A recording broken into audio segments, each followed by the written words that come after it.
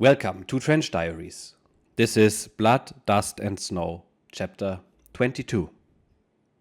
January the 15th, 1942, Thursday.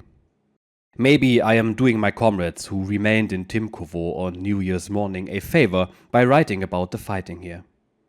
Maybe it can be a last service to write about the fighting in that small Russian dump and to report what happened in their final hours and the moment of their deaths. I can do so by writing about what I have seen myself or about what comrades who had fought at their side have told me afterwards. Not to write about this saddest chapter in the history of our once so proud 5th Company would not be right. No one who hasn't experienced himself what it means to participate in infantry combat in the furthermost line against superior Russian forces in winter will be able to understand the hardship of it all.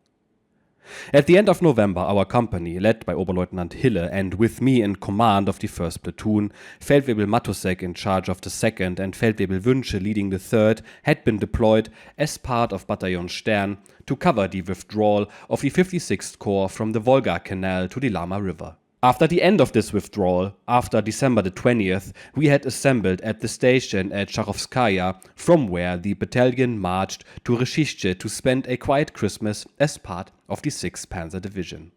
Over the Christmas holidays, however, strong Russian forces attacked from Volokolamsk and then broke through the main defensive line between Ivanovskaya and Timkovo on the Lama River and had subsequently captured the town of Ivanovskaya itself. The bridge across the Lama, which was situated there, had fallen undamaged into their hands, which had allowed the Russians to shift heavy and super heavy tanks across the river and behind the main battle line. With those, they attacked the town of Timkovo, cutting the communication and supply routes. Siberian snowshoe infantry then attacked Timonino on the western side of the big forest and proceeded to capture half of it against heavy resistance by the Schützenregiment 4 and the Aufklärungsabteilung 57. All other Russian attacks in Timonino were repelled by the Schützenbataillon under Major Knaust.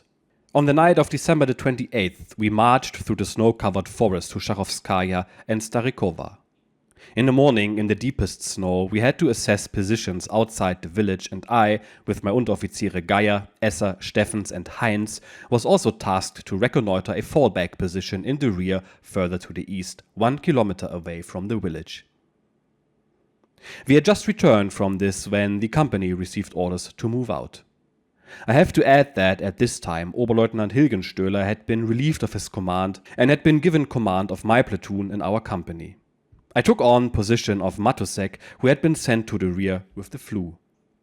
On the 24th, we had received replacements from the Ersatzbataillon to make up for the many casualties caused by frostbite and those who had fallen sick on the march.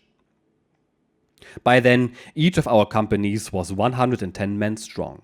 In the night, we marched from the village of Starikova further to the front, where we were welcomed at the divisional staff officer by Oberst Hille, who had driven ahead in a Kübelwagen and had orders for us.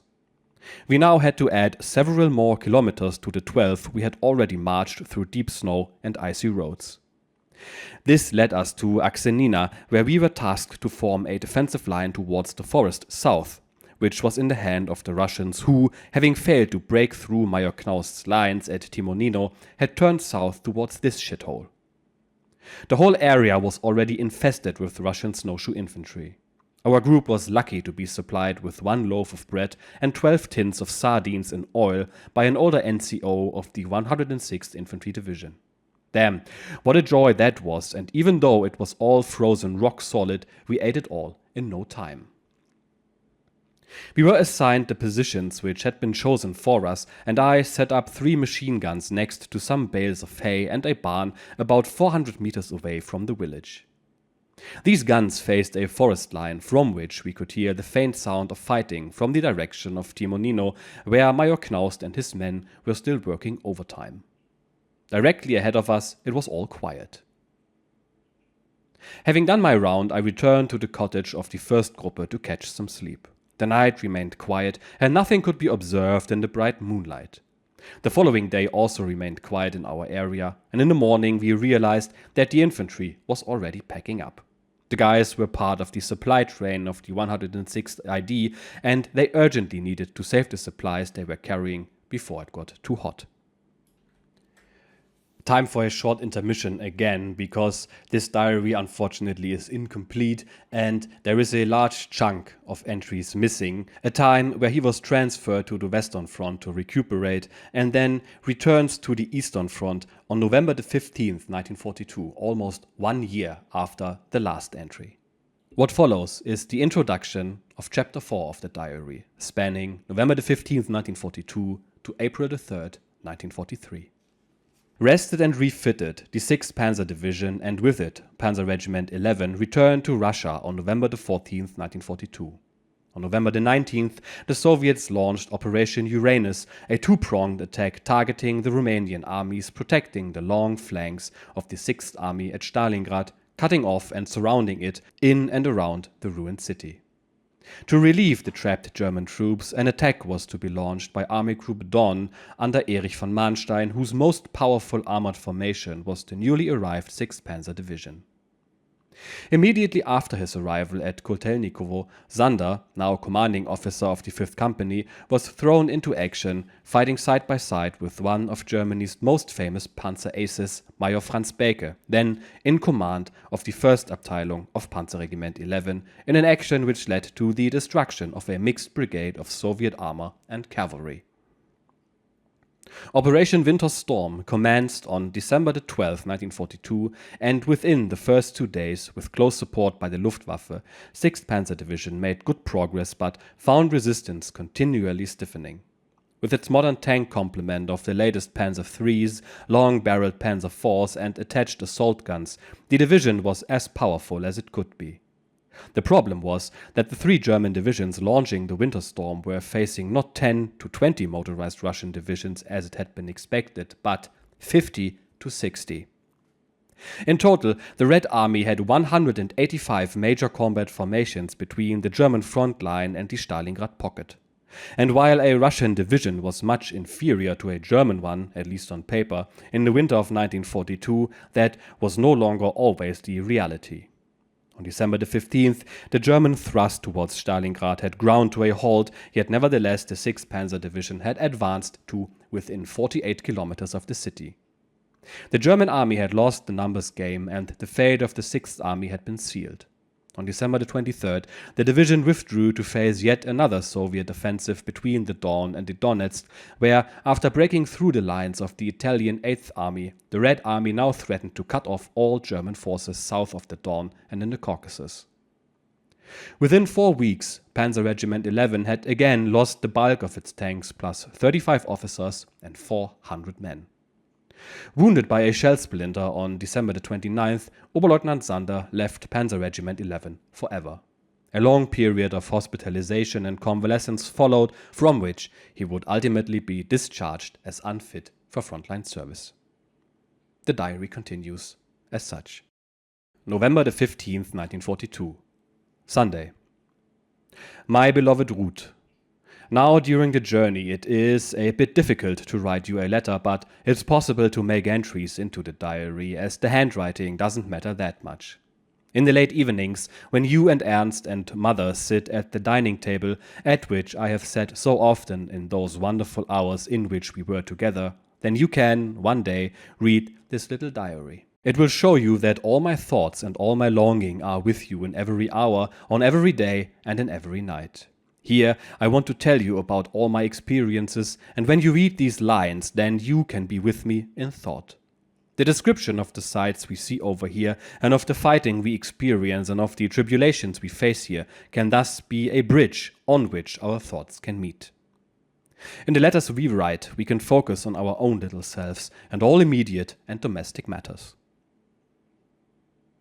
We left Guer yesterday. We were lucky and could already load up in the evening. The 6th Company of the Abteilung was less lucky and had to maneuver their heavy tanks onto the transport carriages in the dark.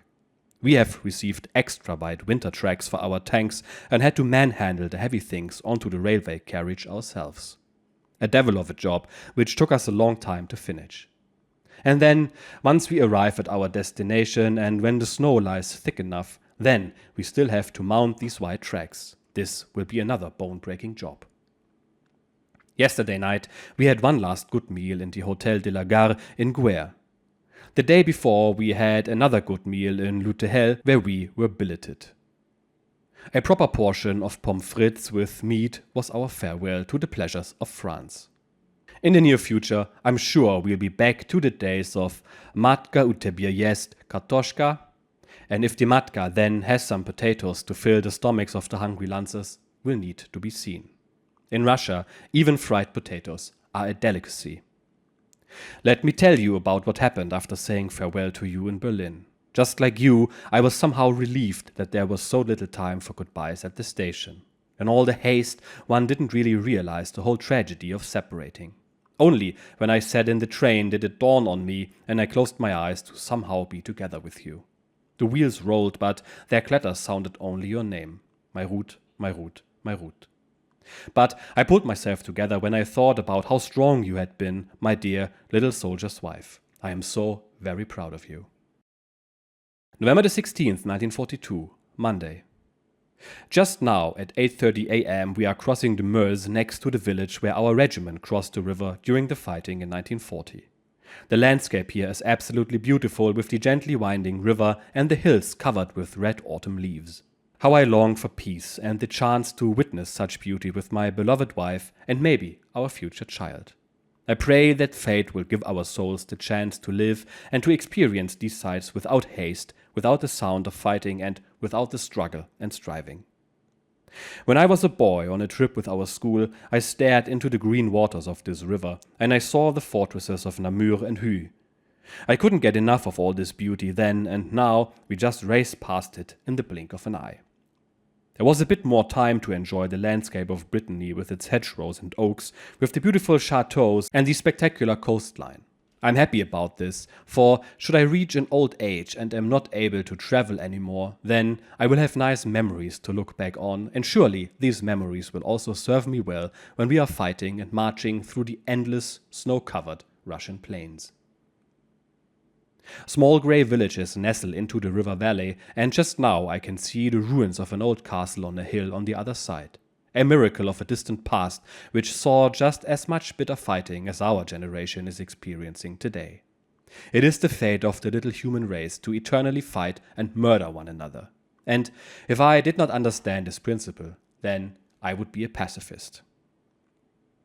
1100 hours. We are now on Belgian territory. There are bunkers here and a small bridge with the ruins of some houses next to it. The river is flanked on both sides by towering mountains, steep rock slopes of the kind in which the Belgian king, who deeply loved this landscape, had a climbing accident. These slopes alone form a strong obstacle for any army, but if crowned by bunkers, they become near impregnable. But our troops manage to cross the river and overcome these obstacles. And we'll finish our other tasks as well until the Endsieg is ours. We must and we will bring the Russian to his knees. This is the Meuse Valley, which I once crossed on a bicycle when I was still in the Boy Scouts. From Ypres to Kortrijk to Waterloo, and from there to Namur, where I arrived on a national holiday and was then locked up in a police station because my visa had expired. Having passed Huy, we are now in the industrial heart of Belgium, and when one looks out of the window, one doesn't look into the face of the Walloon or the Belgian. No, one looks into the international mask of the industrial worker. It has a sharp and hard feature and is worn by people of that kind all over the world. It reflects hardship, sorrow, hard labor, misery and hunger, and rarely do the eyes radiate happiness. Instead, they radiate the hate the modern slave feels towards all those who use and exploit him. In Russia, I will see the mask everywhere. In Berlin, one can still find them too, whereas in the rest of the Reich, that mask of misery has mostly fallen since 1933.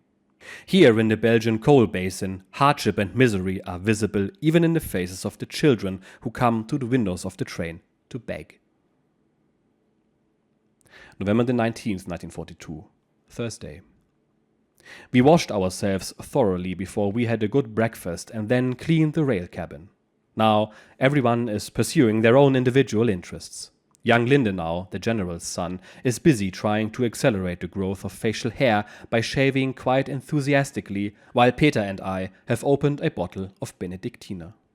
This would have been wonderful to have at New Year's Eve. I wonder where I will be at the end of this year. But away with such thoughts, they lead to nothing. When we were driving through Warsaw, one could still see a lot of traces of the fighting of 1939. All the houses are terribly grey and dirty, and windows are crudely shut with cardboard and wood.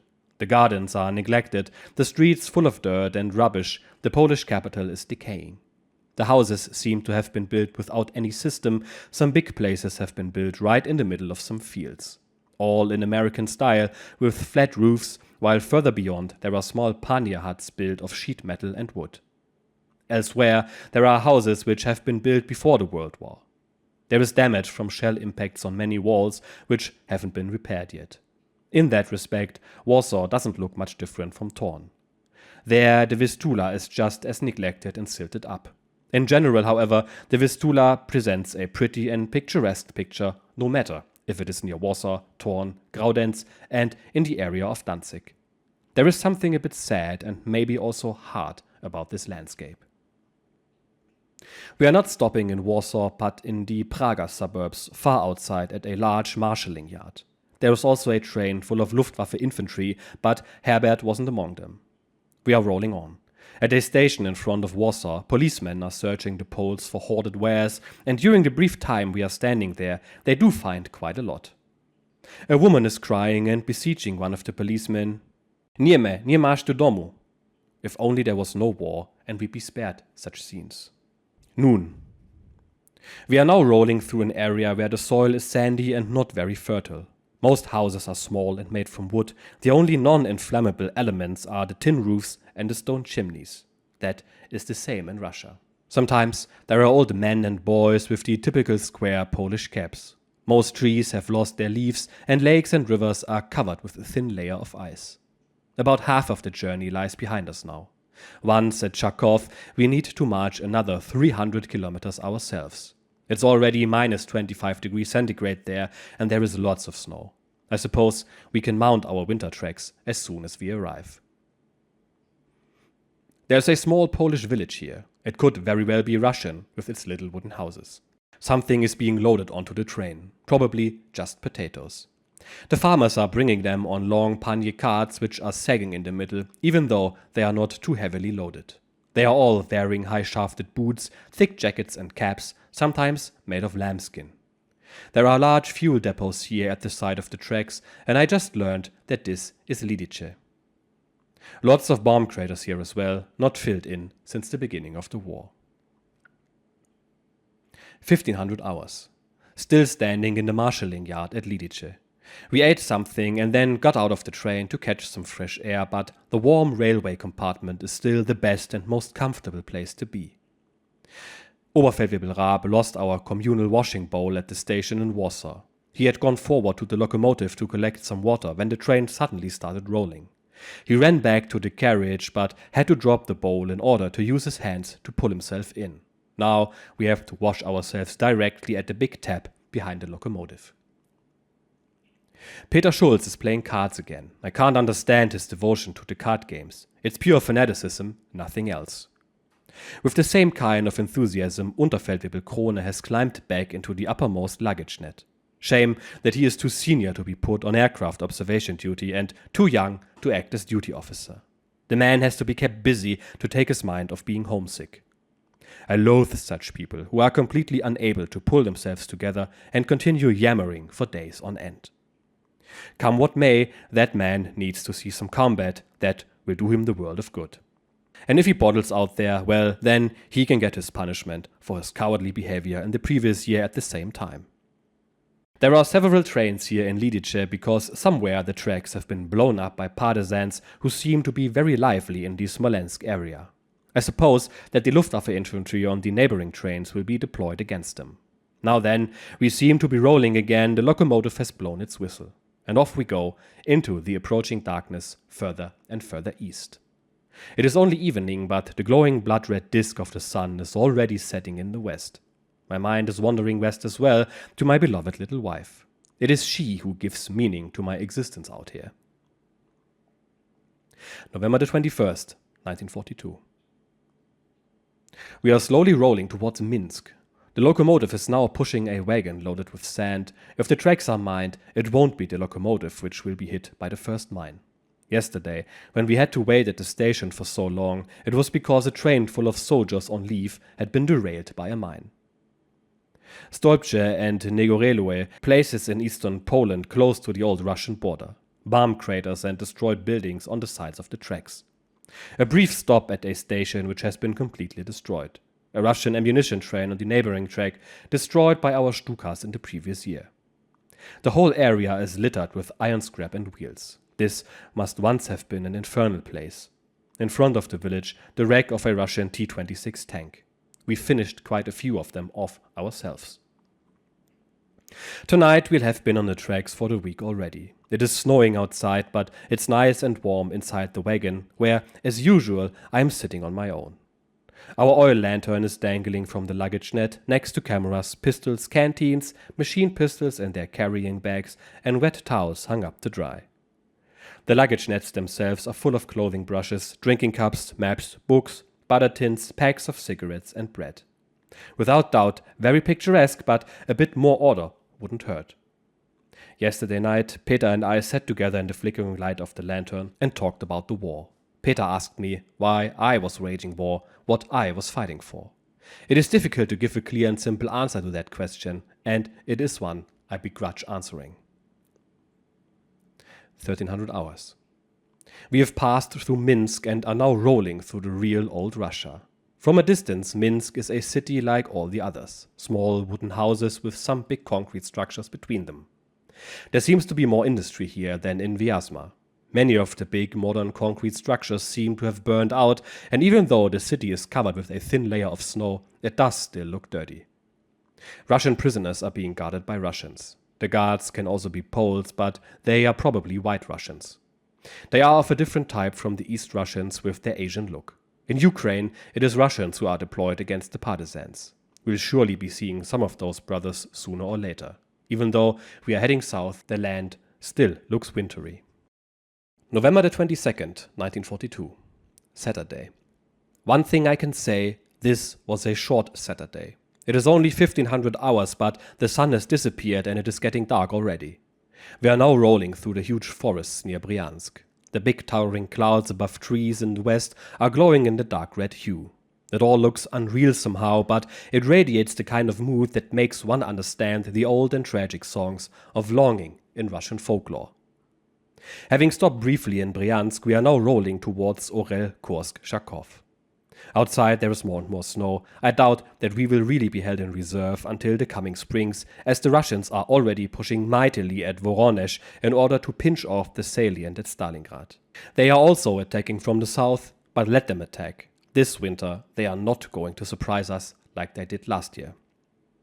So far we've been lucky as far as the mines are concerned, but we passed several derailed and burned out wagons along the route. The few line keepers' lodges have been turned into little fortresses with thick walls made of wood and sand and surrounded by barbed wire barriers.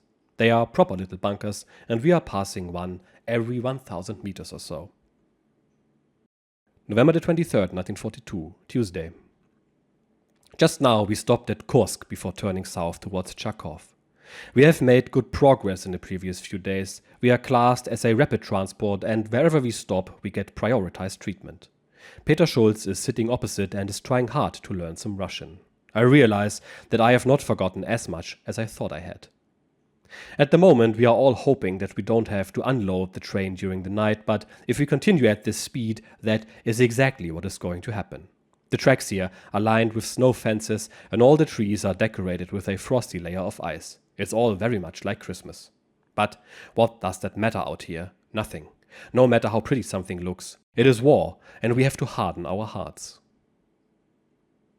The houses here between Kursk and Charkov are different from those at the Central Front, and nothing like the grand wooden constructs we have seen at Leningrad. Here they are small, 1 or 2 rooms, plastered with mud and often painted white. Most of the time the roofs are covered with straw. The walls are There are also far fewer trees here, and instead of the large pine and fir forests, the land is covered with brushwood and a few deciduous trees. During the night it has become foggy, and currently visibility is well below 500 meters. That is good for us, however, as it makes us hard to spot from the air. I have had more than enough of it during the air raid at Chartres, and I certainly don't need any more of that.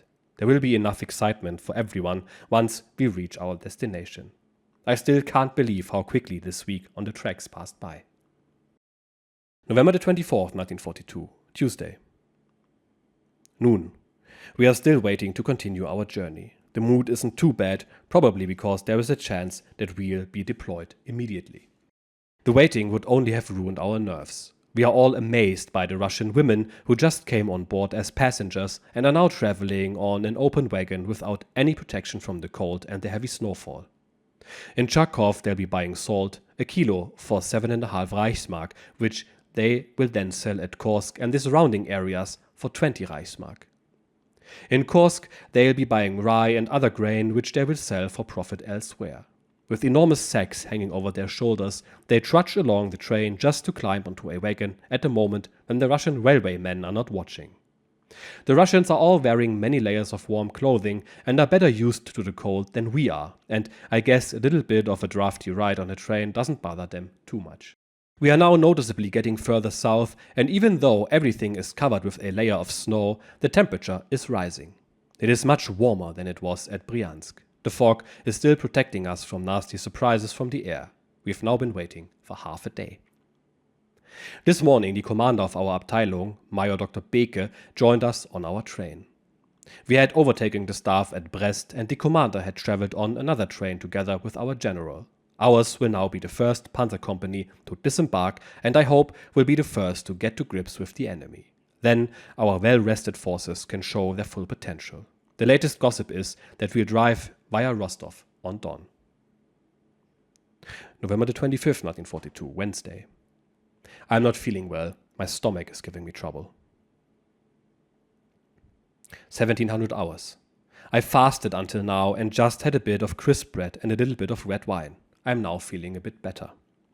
Peter and Lindenau have now abducted our commander and thus gained a third man to play skat with, and I have stayed in the compartment, so I am not alone anymore.